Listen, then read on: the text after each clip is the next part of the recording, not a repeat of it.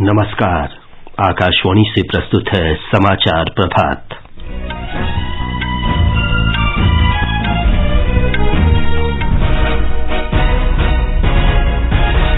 प्रधानमंत्री नरेंद्र मोदी आज शाम दिल्ली के लाल किले में श्री गुरु तेग बहादुर जी के 400वें प्रकाश पर्व समारोह में भाग लेंगे।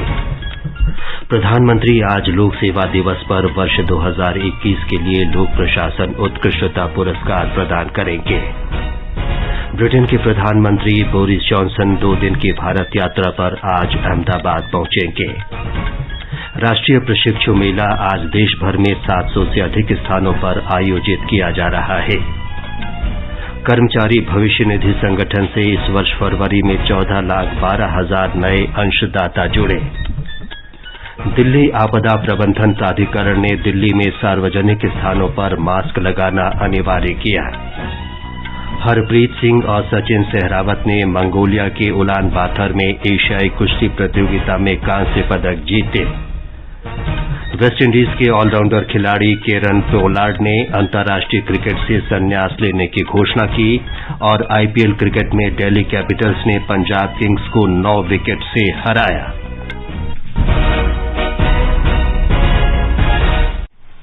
समाचार प्रभात में प्रियंका अरोड़ा के साथ मैं विमलेंदु पांडे। प्रधानमंत्री नरेंद्र मोदी आज शाम दिल्ली के लाल किले में श्री गुरु तेग बहादुर जी के 400वें प्रकाश पर्व समारोह में भाग लेंगे।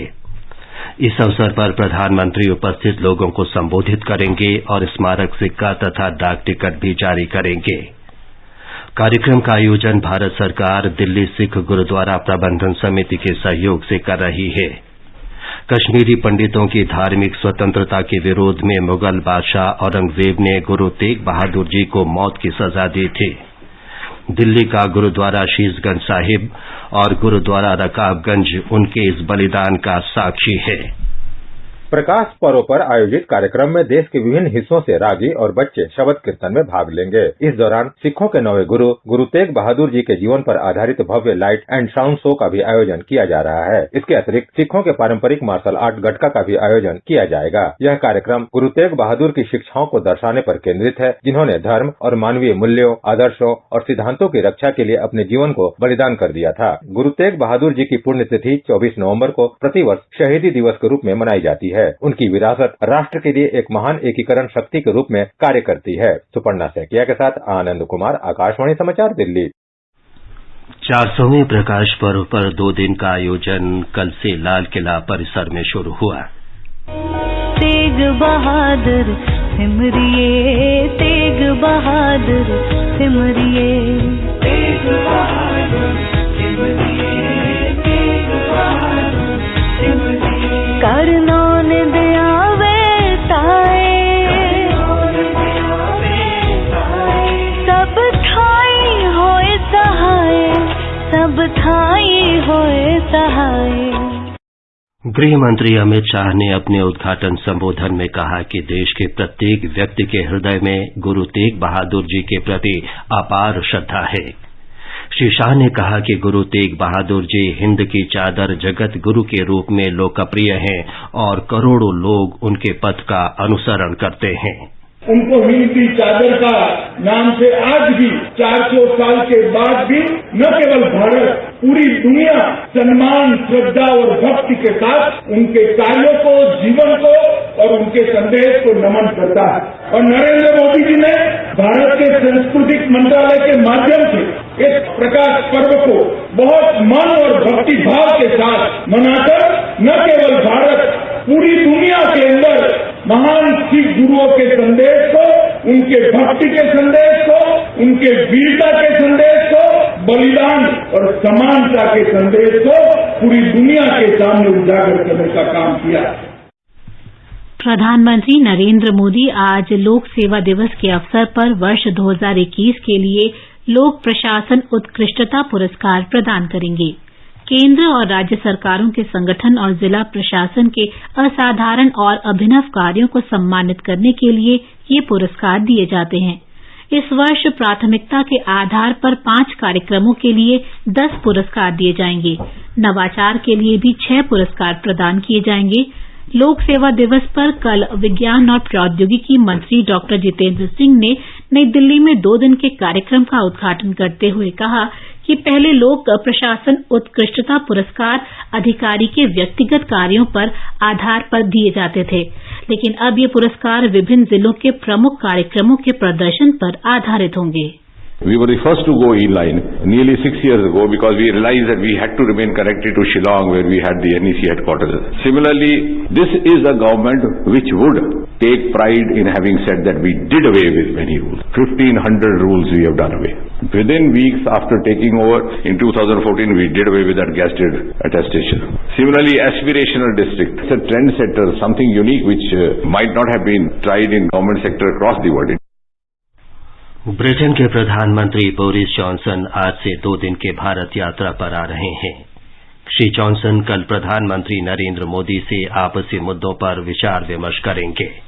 ब्रिटेन के प्रधानमंत्री बोरिस जॉनसन आज अपनी 2 दिवसीय भारत यात्रा के हिस्से के रूप में अहमदाबाद पहुंचेंगे। अहमदाबाद से होटल तक की 4 किलोमीटर की दूरी के एक रंग बिरंगे रोड शो में उनका भव्य स्वागत किया जाएगा। ब्रिटिश प्रधानमंत्री पहले गांधी आश्रम जाएंगे और बाद में गुजरात जैव प्रौद्योगिकी विश्वविद्यालय तथा गांधीनगर के अक्षरधाम मंदिर जाएंगे। वे वडोदरा के निकट हलोल के जेसीबी कंपनी के एक संयंत्र का भी दौरा करेंगे। आज वे गुजरात के अग्रणी व्यापारियों के साथ एक बैठक करेंगे।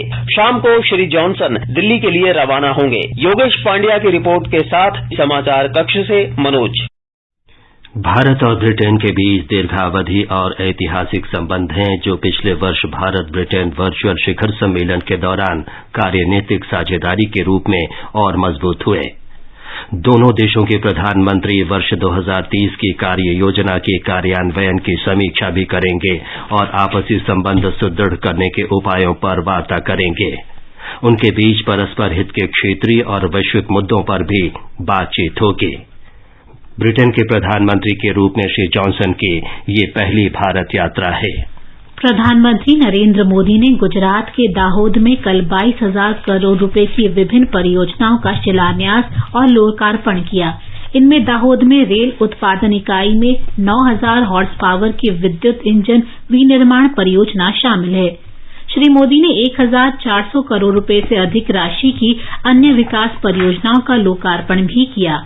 इनमें दाहोद जिला दक्षिणी क्षेत्रीय जलापूर्ति योजना शामिल है। प्रधानमंत्री ने लगभग 335 करोड़ रुपए लागत की दाहोद स्मार्ट सिटी की 5 परियोजनाओं का शुभारंभ किया। प्रधानमंत्री ने कहा कि इन परियोजनाओं के शुरू होने से 10,000 से अधिक प्रत्यक्ष और परोक्ष रोजगार के अवसर सृजित होंगे। दाहोद और पंचमहाल के विकास से जुड़ी 22,000 करोड़ रुपए से अधिक की परियोजनाओं का लोकार्पण और शिलान्यास किया गया है। जिन परियोजनाओं का उद्घाटन हुआ है उनमें एक पेयजल से जुड़ी योजना है और दूसरी दाहोद को स्मार्ट सिटी बनाने से जुड़े कई प्रोजेक्ट हैं। प्रधानमंत्री आवास योजना के अंतर्गत पंचमहल और दाहोद जिलों के 10,000 जनजातीय लोगों को 120 करोड़ रुपए राशि की सुविधाएं दी गई हैं। श्री मोदी ने 66 किलोवाट घोडिया सब स्टेशन, पंचायत भवनों और आंगनवाड़ियों का उद्घाटन भी किया। राष्ट्रीय प्रशिक्षु मेला आज से देश भर के 700 से अधिक स्थानों पर आयोजित किया जा रहा है। कौशल भारत कुशल भारत अभियान ने प्रशिक्षण महानिदेशालय के सहयोग से इस 1 दिन के कार्यक्रम का आयोजन किया है। इस पहल के अंतर्गत 1 लाख से अधिक प्रशिक्षुओं को रोजगार देने का लक्ष्य रखा गया है। कम से कम कक्षा 5 से 12वीं तक की परीक्षा पास करने वाले छात्र या कौशल प्रशिक्षण प्रमाण पत्र प्राप्त कर चुके और ITI कर चुके छात्र, डिप्लोमा धारक या स्नातक इस प्रशिक्षु मेले में आवेदन कर सकते हैं। आकाशवाणी से विशेष बातचीत में कौशल विकास मंत्रालय के अपर सचिव अतुल तिवारी ने बताया कि इसका उद्देश्य नियोक्ताओं को सही प्रतिभा का चयन करने में सहायता करना है। हमने अप्रेंटिसशिप मेला का आयोजन किया है, जिसमें एस्टैब्लिशमेंट या इंडस्ट्रीज कैंडिडेट को एक दूसरे से मिलाया जाएगा और उनकी काउंसलिंग की जाएगी। और हमने एडवांस में अपने पोर्टल पे इच्छुक जो कैंडिडेट हैं उनसे और जो इंडस्ट्रीज अप्रेंटिसेस लेना चाहते हैं उनको हमने ऑलरेडी तैयार किया हुआ है। और मेला में इन दोनों को मिलाकर हम ये कोशिश करेंगे कि ज्यादा से ज्यादा संख्या में अप्रेंटिसेस की जो कॉन्ट्रैक्ट होती हैं वो जनरेट हो और ज्यादा से ज्यादा संख्या में हमारे यंग पॉपुलेशन इस व्यवस्था का फायदा उठाकर अपनी स्किल लेवल को इम्प्रूव कर पाए। आगे बढ़ने से पहले मुख्य समाचारों पर एक नजर। प्रधानमंत्री नरेंद्र मोदी आज शाम दिल्ली के लाल किले में श्री गुरु तेग बहादुर जी के 400वें प्रकाश पर्व समारोह में भाग लेंगे। प्रधानमंत्री आज लोक सेवा दिवस पर वर्ष 2021 के लिए लोक प्रशासन उत्कृष्टता पुरस्कार प्रदान करेंगे। ब्रिटेन के प्रधानमंत्री बोरिस जॉनसन 2 दिन की भारत यात्रा पर आज अहमदाबाद पहुंचेंगे। राष्ट्रीय प्रशिक्षु मेला आज देश भर में 700 से अधिक स्थानों पर आयोजित किया जा रहा है। कर्मचारी भविष्य निधि संगठन से इस वर्ष फरवरी में 14,12,000 नए अंशदाता जुड़े। दिल्ली आपदा प्रबंधन प्राधिकरण ने दिल्ली में सार्वजनिक स्थानों पर मास्क लगाना अनिवार्य किया। हरप्रीत सिंह और सचिन सहरावत ने मंगोलिया के उलान बातर में एशियाई कुश्ती प्रतियोगिता में कांस्य पदक जीते। वेस्टइंडीज के ऑलराउंडर खिलाड़ी किरोन पोलार्ड ने अंतर्राष्ट्रीय क्रिकेट से संन्यास लेने की घोषणा की। और आईपीएल क्रिकेट में दिल्ली कैपिटल्स ने पंजाब किंग्स को 9 विकेट से हराया। कंपटीशन की अगर आप कर रहे हैं तैयारी, तो उनके लिए ऑल इंडिया रेडियो पर हम लाए हैं अभ्यास, एक ऐसा कार्यक्रम जिसमें आप पूछेंगे सवाल व्हाट्सएप नंबर 9289094044 पर, या फिर ईमेल करेंगे abhyas.airnews@gmail.com पर और हमारे विशेषज्ञ देंगे इसका जवाब। आपका अभ्यास हमारा प्रयास। राष्ट्रीय राजधानी दिल्ली में बढ़ते कोरोना संक्रमण को देखते हुए दिल्ली आपदा प्रबंधन प्राधिकरण ने मास्क लगाना अनिवार्य कर दिया है। सार्वजनिक स्थलों पर मास्क नहीं लगाने पर 500 रुपए का जुर्माना किया जाएगा। उपराज्यपाल अनिल बैजल की अध्यक्षता में हुई बैठक में ये निर्णय किया गया। बैठक में स्कूलों के लिए मानक अनुपालन प्रक्रिया के निर्धारण और इसका कड़ाई से अनुपालन सुनिश्चित करने पर जोर दिया गया। देश में कोविड टीकाकरण के अंतर्गत अब तक 187 करोड़ से अधिक टीके लगाए गए हैं। स्वास्थ्य और परिवार कल्याण मंत्रालय ने बताया है कि कल 13,69,000 से अधिक टीके लगाए गए। 12 से 14 वर्ष के बच्चों को अब तक 2 करोड़ 65 लाख से अधिक टीके लगाए जा चुके हैं। अब तक 2 करोड़ 59 लाख से अधिक एहतियाती टीके पात्र श्रेणी के लोगों को लगाए गए। कर्मचारी भविष्य निधि संगठन से इस वर्ष फरवरी माह में 14,12,000 नए अंशदाता जुड़े। मासिक पेरोल डेटा के अनुसार जनवरी की तुलना में इस वर्ष फरवरी में अंशदाताओं की संख्या में 31,826 की वृद्धि हुई। वार्षिक आधार पर इस वर्ष फरवरी में पिछले वर्ष की इसी अवधि की तुलना में अंशदाताओं की संख्या 1,74,000 अधिक रही। पिछले वर्ष अक्टूबर माह से संगठन के अंशदाताओं की संख्या लगातार बढ़ रही है। जम्मू कश्मीर में वार्षिक अमरनाथ के लिए सुरक्षा बलों की 300 अतिरिक्त कंपनियां तैनात की जाएंगी। ये यात्रा 30 जून से शुरू हो रही है। इस वर्ष रिकॉर्ड संख्या में श्रद्धालुओं के आने की संभावना है। श्रद्धालुओं को ले जाने वाले सभी वाहनों में विशेष चिप की व्यवस्था की जाएगी, जो नियंत्रण कक्ष से जुड़े रहेंगे। पंजीकरण काउंटर पर प्रत्येक श्रद्धालु को माइक्रोचिप युक्त रिस्ट बैंड दिया जाएगा, जो विभिन्न स्थलों पर सैटेलाइट टावरों से जुड़े रहेंगे। जम्मू कश्मीर में श्रीनगर पुलिस ने सभी इंटरनेट उपयोगकर्ताओं से अजनबियों और अपराधियों के साथ वाईफाई साझा नहीं करने का अनुरोध किया है। हॉटस्पॉट और वाईफाई का सुरक्षित पासवर्ड बनाने को भी कहा गया है। श्रीनगर पुलिस ने कहा है कि अपराधियों और आतंकवादियों को वाईफाई और हॉटस्पॉट के जरिए इंटरनेट उपलब्ध कराने वालों के खिलाफ सख्त कानूनी कार्रवाई की जाएगी। महाराष्ट्र में जहां एक तरफ लाउडस्पीकर को लेकर राजनीति तेज हो रही है, वहीं नांदेड़ जिले के एक गांव ने अनूठी मिसाल पेश की है। हमारे मुंबई संवाददाता की रिपोर्ट। मुदखेड़ तालुका में 10,000 की आबादी वाला एक गांव बड़ार अपवाद है, क्योंकि इस गांव में किसी भी पूजा स्थल पर लाउडस्पीकर नहीं है। गांव में 8 मंदिर, 2 बुद्ध विहार, एक जैन दरासर और एक मस्जिद है। 5 साल पहले ग्राम सभा द्वारा लिए गए एक निर्णय के बाद इनमें से किसी भी धार्मिक स्थल पर लाउडस्पीकर नहीं है। ग्राम सभा ने 30 जनवरी 2017 को सभी धार्मिक समूहों के नेताओं के विचारों और सुझावों को लेकर सर्वसम्मति से ये प्रस्ताव पारित किया था। लाउडस्पीकर की आवाज नहीं होने से छात्र अपनी पढ़ाई पर ध्यान केंद्रित कर पा रहे हैं। दिलचस्प बात यह है कि किसी भी धार्मिक, राजनीतिक और सांस्कृतिक कार्यक्रमों के लिए भी लाउडस्पीकर पर प्रतिबंध लगा दिया गया है। आनंद कल्याणकर और कुणाल शिंदे के साथ देवप्रिय भट्टाचार्य जी, आकाशवाणी समाचार, मुंबई। केरल मंत्रिमंडल ने बस, टैक्सी, ऑटो रिक्शा और राज्य में वाहनों के किराए भाड़े में संशोधन को मंजूरी दे दी है। मुफस्सिल सेवा सहित साधारण बसों और शहर की सर्कुलर सेवाओं के लिए न्यूनतम किराया 8 रुपए से बढ़ाकर 10 रुपए कर दिया गया है। तीव्रगामी सेवाओं का भाड़ा अब 10 रुपए के स्थान पर 12 रुपए होगा और कम ठहराव वाली बस सेवाओं में किराया 14 रुपए से बढ़ाकर 15 रुपए किया गया है। बढ़ी हुई दरें 1 मई से लागू होंगी। मंगोलिया के उलान बातर में आयोजित एशियाई कुश्ती प्रतियोगिता में ग्रीको रोमन शैली के भारतीय पहलवान हरप्रीत सिंह और सचिन सहरावत ने कांस्य पदक जीते हैं। भारत ने इस चैंपियनशिप में कुल 5 पदक हासिल किए। प्रतियोगिता में महिलाओं की फ्री स्टाइल कुश्ती के मुकाबले आज से शुरू होंगे। वेस्टइंडीज के हरफनमौला खिलाड़ी किरोन पोलार्ड ने अंतर्राष्ट्रीय क्रिकेट से संन्यास लेने की घोषणा की है। पोलार्ड वेस्टइंडीज की 1 दिवसीय टीम के कप्तान थे। उन्होंने 123 एक दिवसीय और 101 2020 क्रिकेट मैच खेले हैं। वे वर्ष 2012 में आईसीसी 2020 क्रिकेट विश्व कप जीतने वाली टीम में शामिल थे। आईपीएल क्रिकेट में कल रात दिल्ली कैपिटल्स ने पंजाब किंग्स को 9 विकेट से हरा दिया। मुंबई के ब्रेबॉर्न स्टेडियम में पंजाब किंग्स ने पहले बल्लेबाजी करते हुए निर्धारित 20 ओवर में 115 रन बनाए। जवाब में दिल्ली कैपिटल्स ने 11वें ओवर में 1 विकेट के नुकसान पर 119 रन बनाकर जीत हासिल कर ली। प्रतियोगिता में आज शाम 7:30 बजे मुंबई के डीवाई पाटिल स्टेडियम में मुंबई इंडियंस का सामना चेन्नई सुपर किंग्स से होगा। आजादी के अमृत महोत्सव के अंतर्गत आइए अब सुनते हैं आकाशवाणी की विशेष प्रस्तुति आजादी का सफर।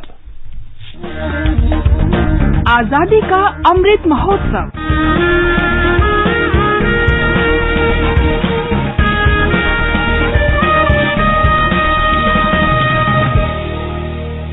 आजादी का सफर आकाशवाणी समाचार के साथ एक राष्ट्र का उदय। भारत का गौरवशाली स्वतंत्रता संग्राम आधुनिक विश्व में घटित महानतम संघर्षों में से एक है। आकाशवाणी समाचार प्रत्येक दिन इस स्वतंत्रता आंदोलन की एक झलक आप तक पहुंचा रहा है। तेरी मिट्टी में मिल जावा गुल बनके मैं खिल जावा, इतनी सी है दिल की आरज़ू।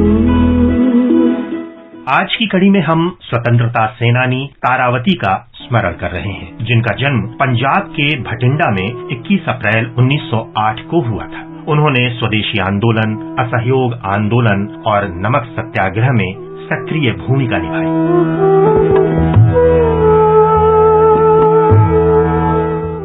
तारावती के पिता मुरारी लाल आर्य समाज से बहुत ही प्रभावित थे। उन्होंने तारावती की पढ़ाई लिखाई की व्यवस्था की और उन्हें स्कूली शिक्षा के लिए लाहौर भेज दिया। विवाह के बाद भी तारावती आजादी के लक्ष्य के प्रति समर्पित रहीं और अपने पति के साथ इंडियन नेशनल कांग्रेस में शामिल हो गयीं। उन्होंने खादी के उपयोग को बड़ी सक्रियता से बढ़ावा दिया। 1930 में उन्होंने मुजफ्फरनगर में शराब की बिक्री के खिलाफ सत्याग्रह में भाग लिया। उन्हें 3 महीने के कारावास में भेज दिया गया। तारावती की 3 महीने की छोटी सी बच्ची भी उन्हीं के साथ जेल में ही रही।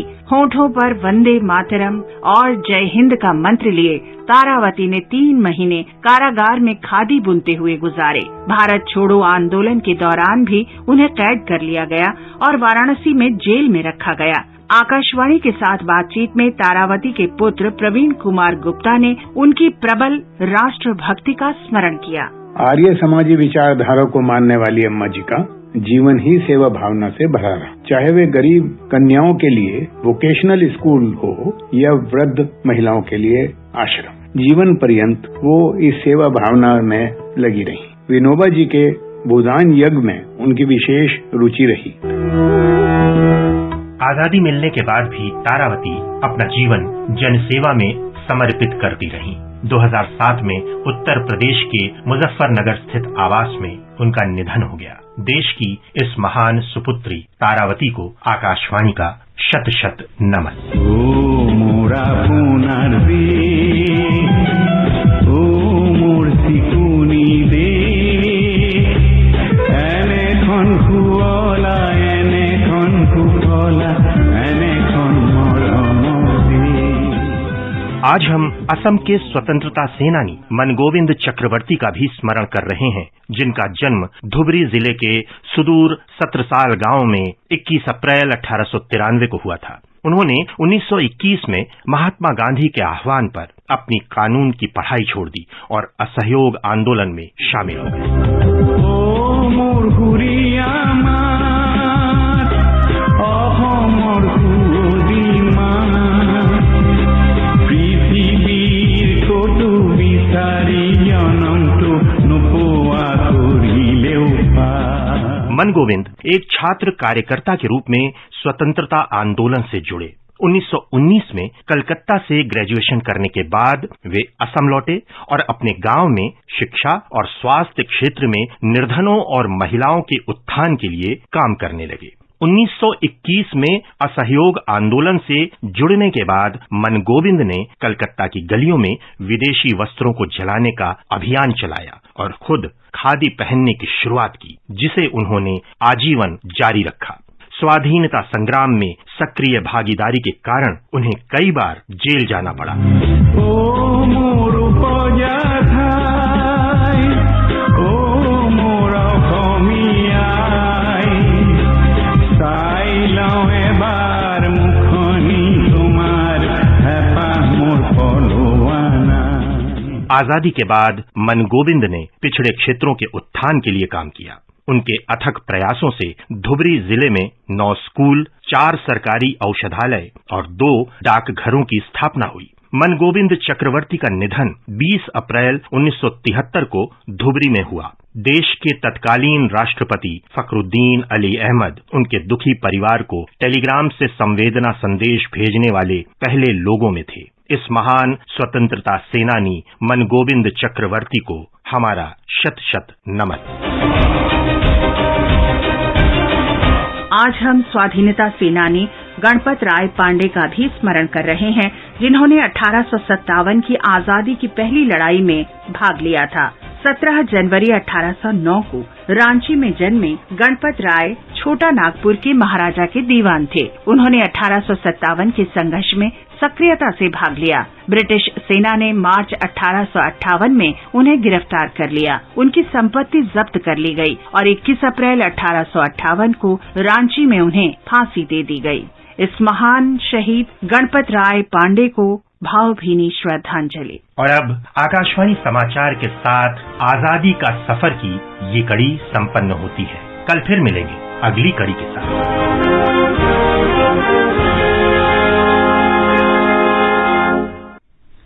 तेलंगाना सरकार ने हैदराबाद में उस्मान सागर और हिमायत सागर जलाशयों के जलग्रहण क्षेत्र की सुरक्षा के लिए 1996 में लगाए गए कुछ प्रतिबंध हटा लिए हैं। सरकार के नए फैसले से जलाशयों के आसपास के 84 गांवों में बड़े निर्माण की अनुमति मिल जाएगी। यदि आप खाद्य व्यवसायी हैं तो आपके पास FSSAI का लाइसेंस होना चाहिए या आप इसके साथ पंजीकृत होने चाहिए। लाइसेंस और पंजीकरण के लिए फॉस्कॉस पोर्टल foscos.gov.in देखें या FSSAI हेल्पलाइन नंबर 1800112100 पर कॉल करें। मौसम। दिल्ली में बादल छाए रहेंगे, हल्की वर्षा हो सकती है। मुंबई और चेन्नई में भी बादल छाए रहेंगे और कोलकाता में बारिश होने की संभावना है। श्रीनगर, लेह, गिलगित और मुजफ्फराबाद में बादल छाए रहने की संभावना है। विशाखापट्टनम, हैदराबाद और तिरुवनंतपुरम में हल्के बादल छाए रहेंगे। कुछ स्थानों पर वर्षा हो सकती है। गुवाहाटी, इम्फाल, शिलंग, आइजोल, कोहिमा, ईटानगर, गांगटोक और अगरतला में भी बादल छाए रहने का अनुमान है। ये समाचार हमारी वेबसाइट newsonair.gov.in/hindi पर भी उपलब्ध हैं। प्रियंका, बताएं कि आज के समाचार पत्रों में क्या विशेष है। जी विमलेंदु, दिल्ली के जहांगीरपुरी में अवैध निर्माण पर बुलडोजर की कार्रवाई पर सुप्रीम कोर्ट का स्थगन आदेश अखबारों की अहम खबर है।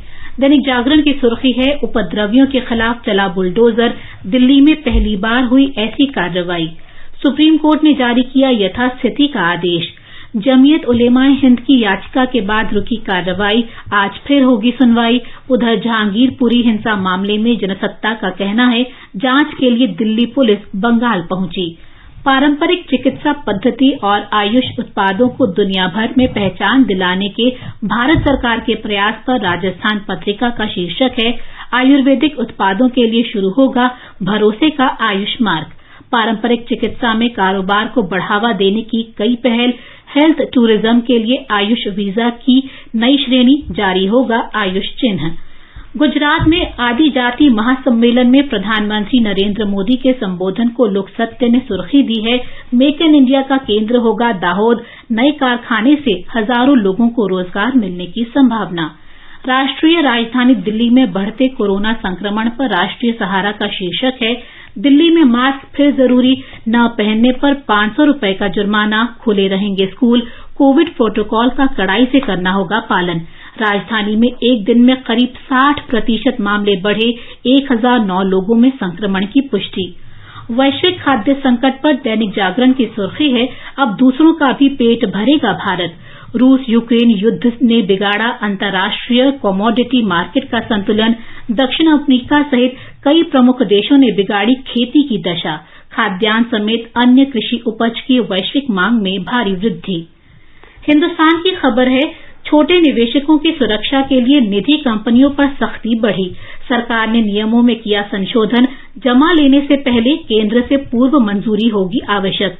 निधि फाइनेंस कंपनी एक गैर बैंकिंग वित्तीय कंपनी जैसी होती है, लेकिन इसके काम और नियम कुछ अलग होते हैं। अंत में मुख्य समाचार एक बार फिर। प्रधानमंत्री नरेंद्र मोदी आज शाम दिल्ली के लाल किले में श्री गुरु तेग बहादुर जी के 400वें प्रकाश पर्व समारोह में भाग लेंगे। प्रधानमंत्री आज लोक सेवा दिवस पर वर्ष 2021 के लिए लोक प्रशासन उत्कृष्टता पुरस्कार प्रदान करेंगे। ब्रिटेन के प्रधानमंत्री बोरिस जॉनसन 2 दिन की भारत यात्रा पर आज अहमदाबाद पहुंचेंगे।